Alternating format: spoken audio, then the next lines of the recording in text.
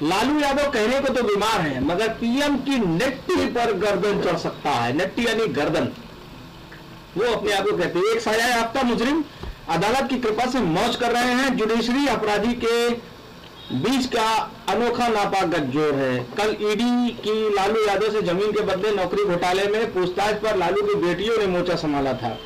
लालू की बड़ी बेटी मीसा भारती ने कहा कि उसके पिता बीमार हैं, उठने बैठने में सक्षम नहीं है, परेशानी होती है, समय पर उन्हें दवा देनी होती है। लालू यादव की दूसरी बेटी रोहिणी ने तो खुलकर धमकी दे डाली कि उनके पापा को खरोच तक आई तो मुझसे बुरा कोई नहीं होगा।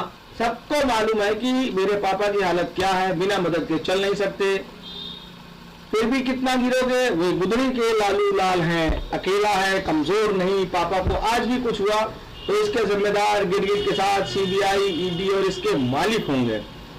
लालू यादव कैसा बीमार है, कैसे बीमार है, तो सबको पता है। लालू इतने बीमार है कि जो ईडी गठबंधन मुंबई मीटिंग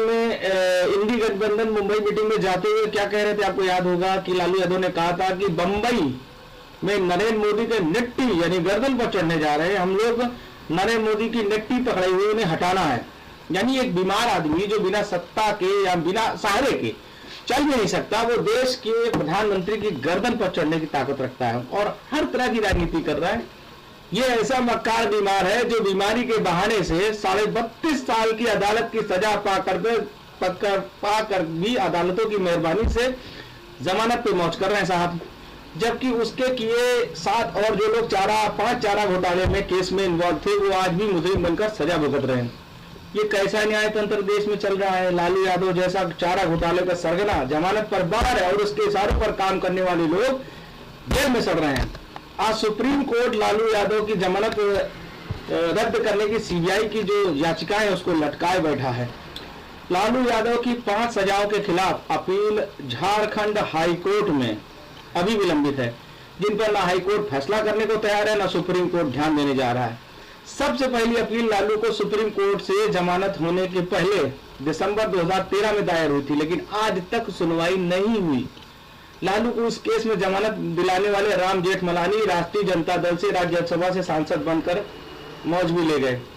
दिसंबर 2013 में से अभी तक हाईकोर्ट, झारखंड हाईकोर्ट के 7 चीफ जस्टिस उनको मिल चुके हैं, जिनमें से 2 चीफ जस्टिस आर भानुमति और chief justice Aniruddha Bose supreme court के जज भी बन गए। लेकिन 7 चीफ जस्टिस लालू यादव की किसी भी अपील पर कुछ नहीं कर सके। और इतना ही नहीं, सुप्रीम कोर्ट में 2013 से अभी तक जब 10 चीफ जस्टिस बन चुके हैं, लेकिन किसी का भी ध्यान लालू यादव जैसे सजायाफ्ता अपराधी की मौज मस्ती की तरफ नहीं गया। आश्चर्य की बात है ना।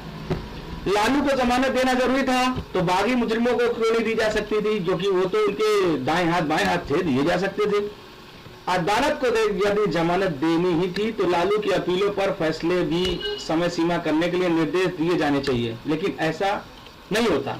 और इसी से साबित होता है कि न्यायतंत्र और अपराधी नेताओं के बीच कोई ना कोई नापाक गठजोड़ कहीं ना कहीं काम कर रहा है। सीबीआई की 20 वर्ष की मेहनत पर अदालत ने पानी फेर दिया, जो लालू के चारा घोटाले को अंजाम तक पहुंचाया जा सकता था।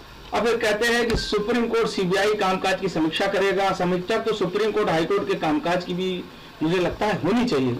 जमीन के बदले नौकरी घोटाले में यदि ईडी लालू यादव को गिरफ्तार करती है तो कोई ना कोई अदालत उसे जमानत देने को उतावली जरूर नजर आएगी।